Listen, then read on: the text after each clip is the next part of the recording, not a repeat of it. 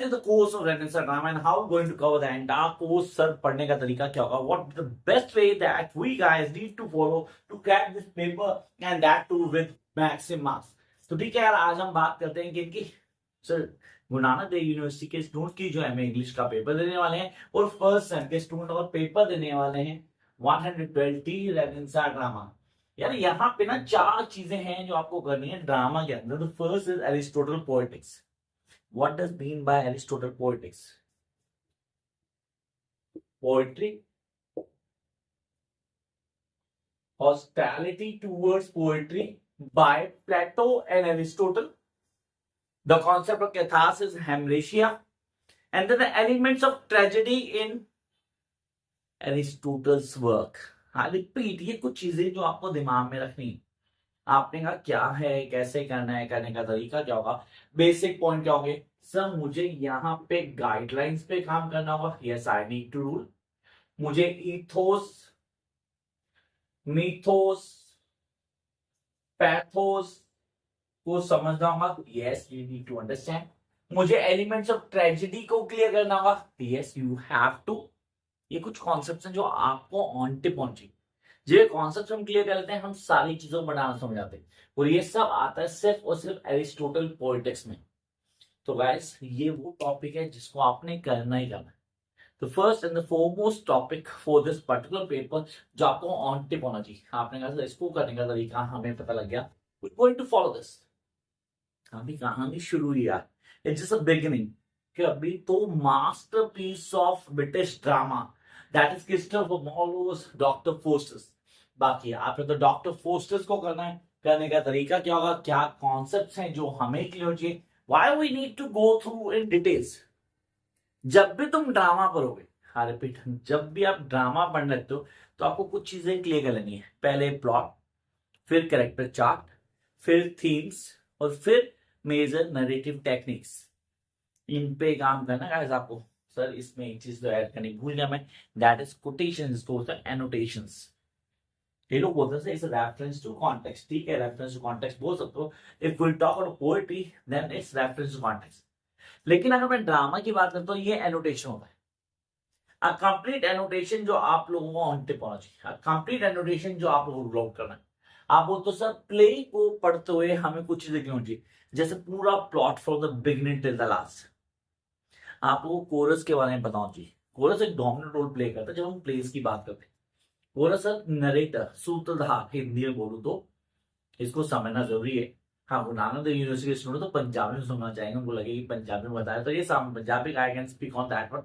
But जब आप किसी को करते हो ना तो आपको कॉन्सेप्ट को क्लियर करना है। यस तो भैया यहाँ पे हमारे पास क्या था, हमारे पास पहला कॉन्सेप्ट आता है कि हमें कोरस को समझना है। हमें देखना है प्ले कैसे डिफाइन किया गया, एक्ट टू सीन में कैसे डिवाइड किया गया, कौन सी कोटेशन किसने बोली, किसने उसको फॉलो किया और कैसे लेके चले आगे। वो सारी चीजें आपके दिमाग में होनी, पूरी क्रिस्टल क्लियर होनी, ताकि आप चीजों पे काम कर पाओ, उनको रूल आउट करो, बेसिक्स को लेके चलो आगे। This is for you guys. तो ये फॉलो करना है, होप आपको क्लियर होगा। प्लॉट, उसके बाद कैरेक्टर चार्ट। अब कैरेक्टर चार्ट क्या होता है, कैसे बनता है, आपको तो दिमाग में आता है कैरेक्टर चार्ट बहुत बार सुना, कैसे बनेगा पहले क्लियर करो।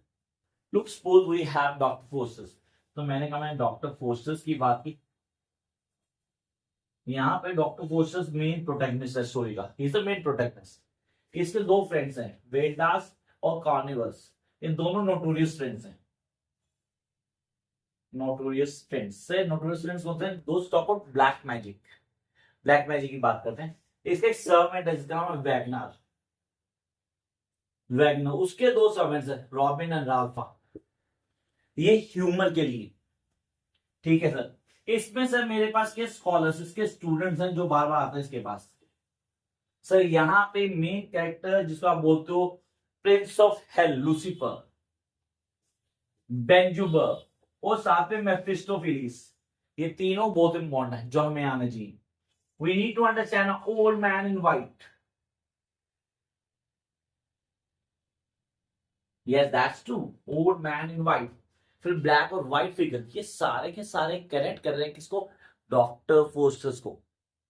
तो हमें ये क्लियर चाहिए डॉक्टर फोस्टर्स को डिफाइन कर रहा है।